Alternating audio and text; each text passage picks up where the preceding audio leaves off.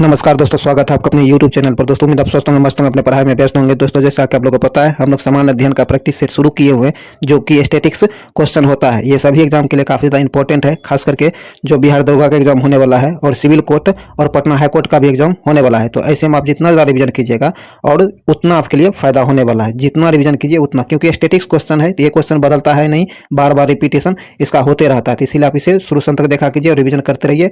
और इस वीडियो को लाइक शेयर जरूर कर दीजिए। अभी तक आप हमारे चैनल को सब्सक्राइब नहीं किए तो सब्सक्राइब करके घंटी दबा लीजिए, ताकि आने वाली वीडियो का नोटिफिकेशन आपको आसानी से मिल सके।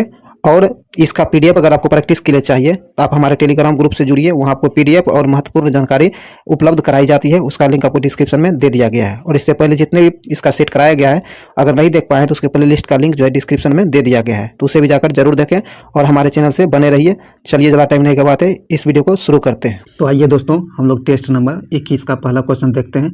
कहता है कि परिवार नियोजन कार्यक्रम को किस पंचवर्षीय योजना के दौरान लागू किया गया था। तो परिवार नियोजन कार्यक्रम जो है इसको चौथी पंचवर्षीय योजना के दौरान लागू किया गया था। बी नंबर से आंसर हो जाएगा चौथी। आगे कहता है सर्वप्रथम खाद्यान्नों पर न्यूनतम समर्थन मूल्य को किस वर्ष शुरू किया गया था। तो सर्वप्रथम जो है खाद्यान्नों पर न्यूनतम समर्थन मूल्य जो शुरू किया गया था, यह किया गया था आपको 1964 में। कब? 1964 में। सी नंबर से आंसर होगा 1964। चलिए आगे है। आगे कहता है कि सुंदरी वृक्ष क्या है? सुंदरी वृक्ष निम्नलिखित में से किसकी एक विशेष प्रकार की वनस्पति है? कहता है सुंदरी वृक्ष जो है यह निम्नलिखित में से किसकी एक विशेष प्रकार की वनस्पति है?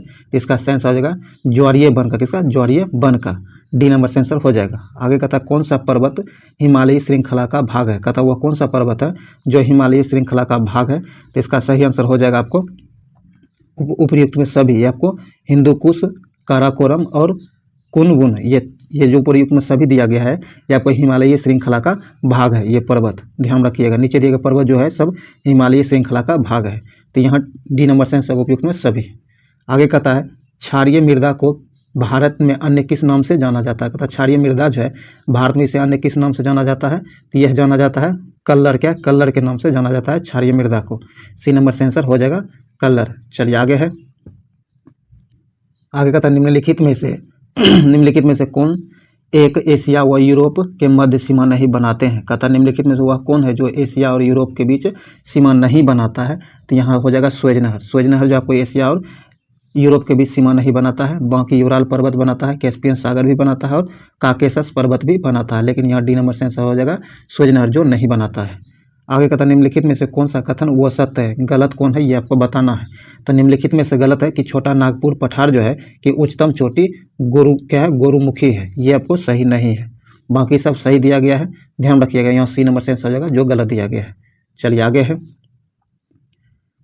आगे कहता है निम्नलिखित में से कौन सा नगर भूमध्य रेखा के सबसे निकट है? कहता है निम्नलिखित में से वह कौन सा नगर है जो भूमध्य रेखा के सबसे निकट है? तो यह सिंगापुर है। कौन? सिंगापुर जो है भूमध्य रेखा के सबसे निकट स्थित शहर है, नगर है। तो यहाँ बी नंबर से आंसर होगा सिंगापुर।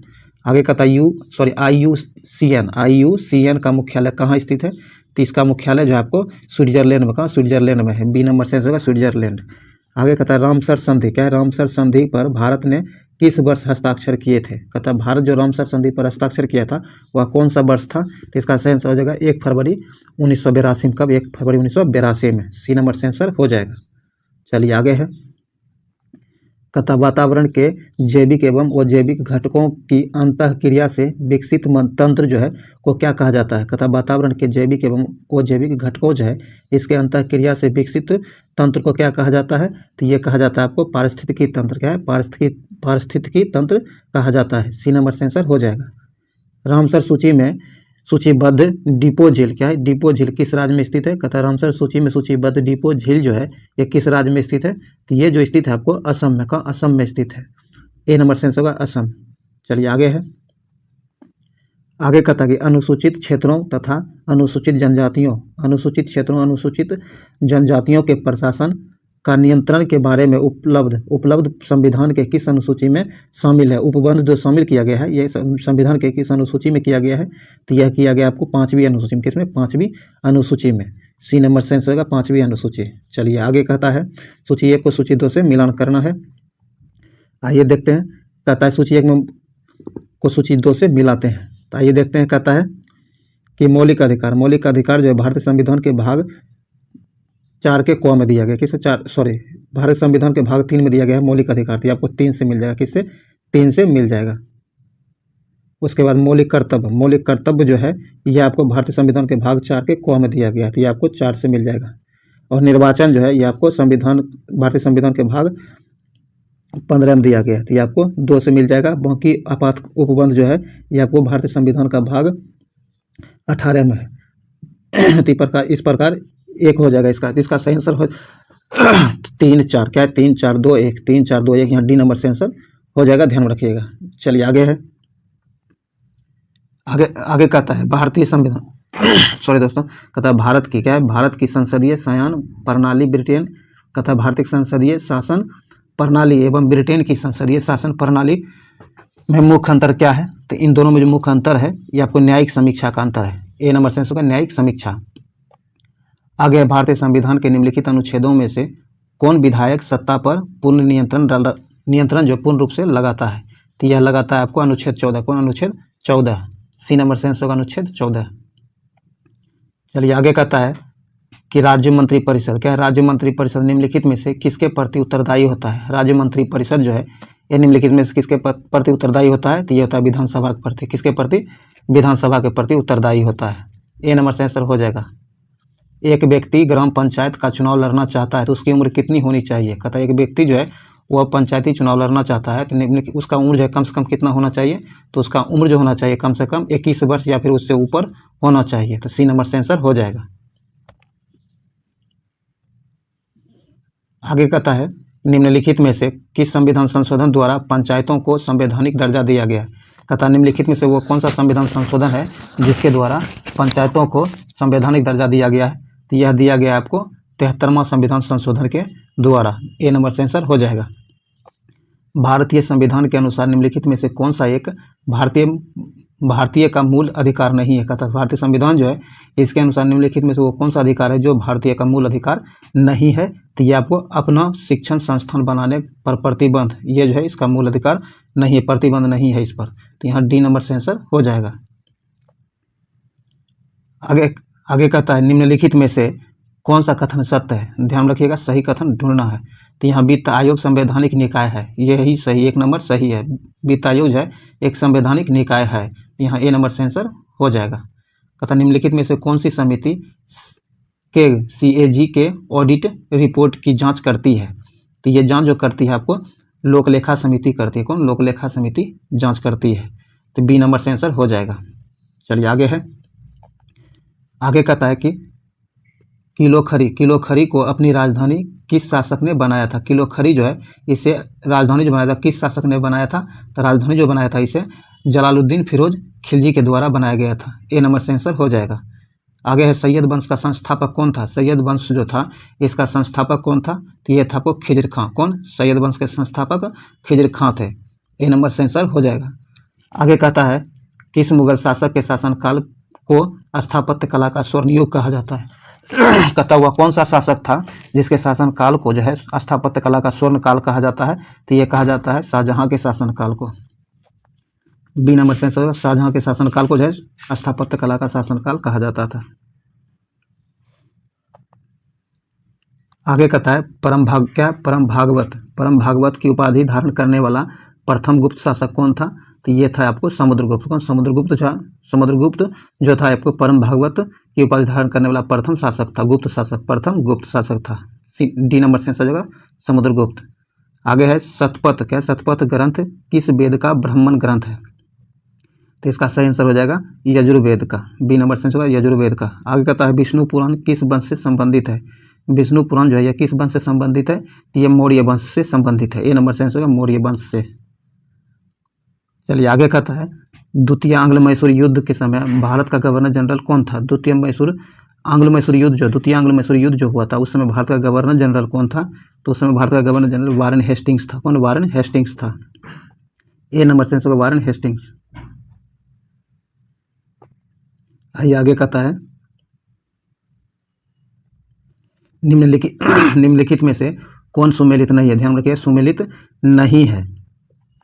तो ये आपको पूना पैक्ट 1931 ये सुमेलित नहीं है।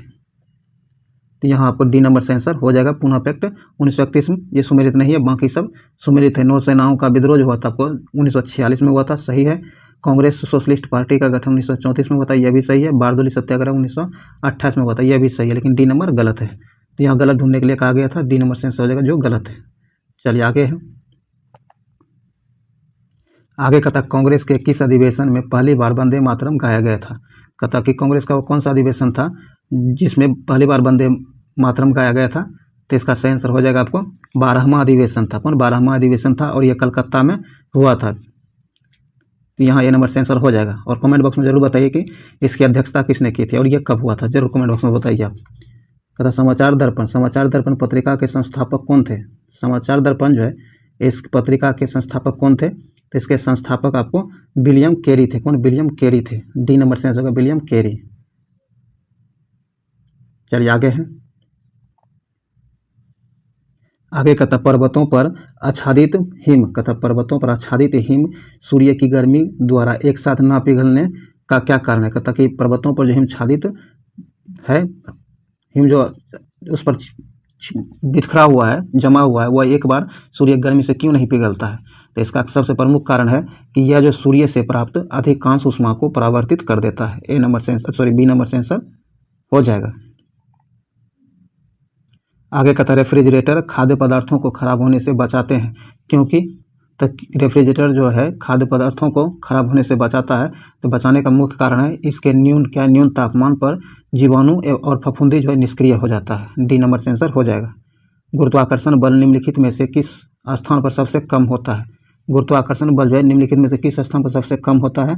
इसका सही आंसर हो जाएगा विषुवत रेखा पर। विषुवत रेखा पर सबसे कम होता है गुरुत्वाकर्षण बल। तो ए नंबर यहाँ से आंसर हो जाएगा। और आपसे पूछा जाएगा तो किस जगह पर गुरुत्वाकर्षण बल सबसे अधिक होता है, तो ये आपको ध्रुव पर होता है गुरुत्वाकर्षण बल सबसे अधिक होता है और सबसे कम विषुवत रेखा पर होता है। तो यहाँ आपको ए नंबर से आंसर हो जाएगा। आगे कहता है कपड़ों पर लगे हल्दी के दाग पर जब क्षारीय प्रकृति वाला साबुन रगड़ते हैं तब उस धब्बे का रंग भूरा लाल हो जाता है, ऐसा क्यों होता है। तो ऐसा होने का कारण है कि हल्दी का प्राकृतिक सूचक है। क्या, हल्दी एक प्राकृतिक सूचक है। सी नंबर से आंसर हो जाएगा। चलिए आगे कहता है कि आगे कहता है फ्लोरोस्टेंट ट्यूब में साधारणतः कौन सा पदार्थ का प्रयोग किया जाता है। तो इसमें जो प्रयोग किया जाता है पारावाष्प एवं आर्गन का प्रयोग किया जाता है। डी नंबर से आंसर हो जाएगा। निम्नलिखित में से कौन टिंडल प्रभाव को प्रदर्शित करता है। कहता है निम्नलिखित में से वह कौन है जो टिंडल प्रभाव को प्रदर्शित करता है। तो इसका सही आंसर हो जाएगा आपको दूध और पानी का मिश्रण जो है टिंडल प्रभाव को प्रदर्शित करता है। ए नंबर से आंसर हो जाएगा। आगे कहता है कि डीएनए में कौन सी शर्करा पाई जाती है। डीएनए जो है इसमें कौन सी शर्करा पाई जाती है। तो डीएनए में जो शर्करा पाई जाती है ये आपको डीऑक्सीराइबोज, क्या है, डीऑक्सीराइबोज नामक शर्करा पाया जाता है। बी नंबर से आंसर हो जाएगा। चलिए आगे है। आगे कहता है कि केवल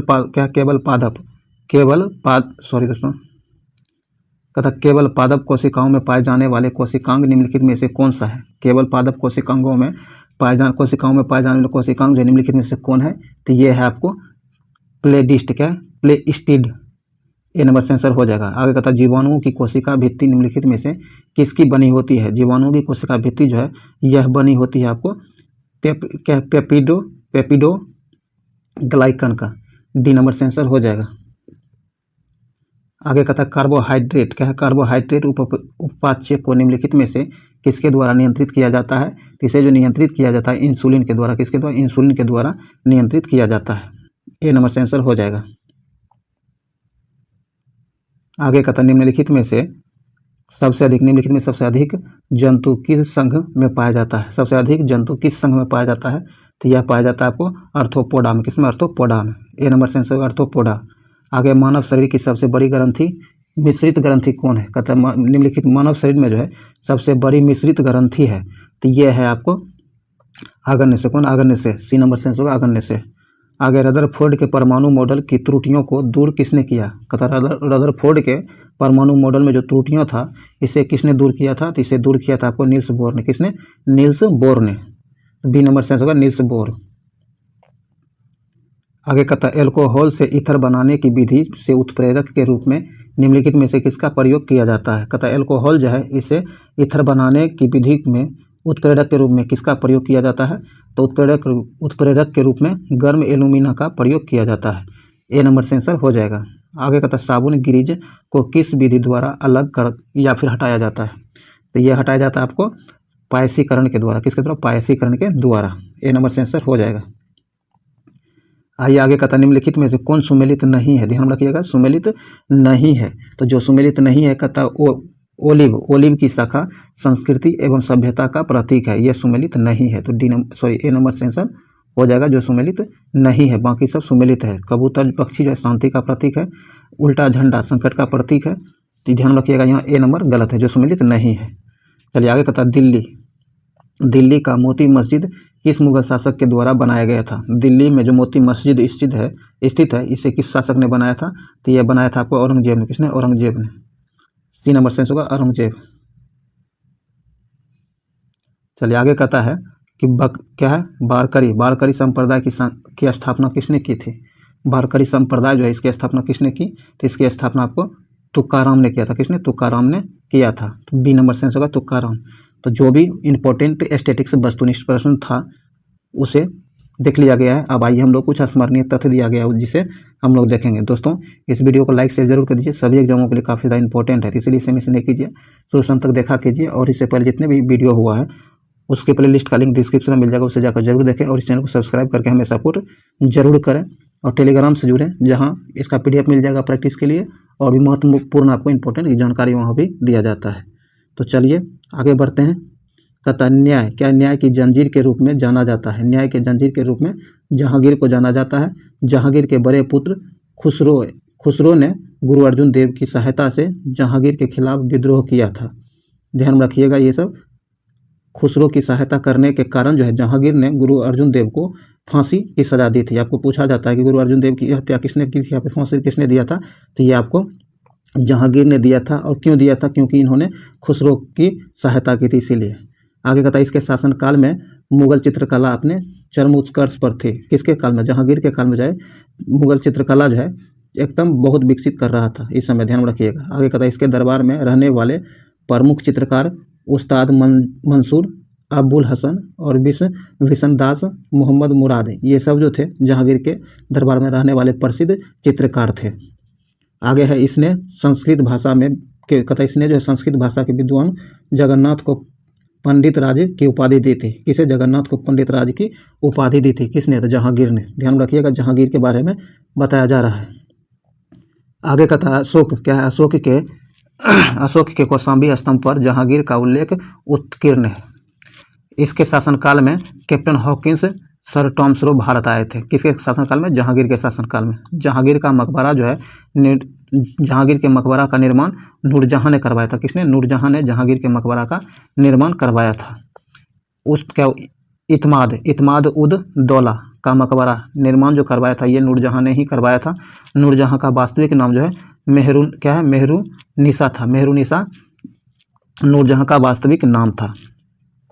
आइए देखते हैं आगे कहता मयूर सिंहासन का निर्माण जो करवाया था ये शाहजहां ने करवाया था। किसने, शाहजहां ने करवाया था। ताजमहल का निर्माण करने वाला मुख्य स्थापत्य कलाकार जो था ये आपको उस्ताद अहमद लाहौरी था। कौन, उस्ताद अहमद लाहौरी था प्रमुख कलाकार। ये आपसे पूछा जाता है, बहुत बार पूछा भी गया है।